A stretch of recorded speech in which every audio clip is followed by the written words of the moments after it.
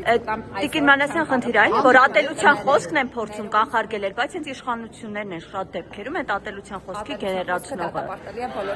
Իսկ իշխանություններին վերաբերվելու է։ Ատելության խոսքից։ Հիմա ես քննադատում ձեզ, ասում եմ Տիկին Մանասյանը օրինակի համար, Տիկին Մանասյան, դուք տեղյակ եք, Ալեն Սիմոնյանը օրինակ քաղաքացիություն չի պատժվում, Արթուր Հովհաննիսյանը ականջները կտրում չի պատժվում։ Քննադատում եմ։ Այսօր չեմ հասցնի հարցազրույց տալ, եթե դեմ չեք, հաջորդ անգամ մենք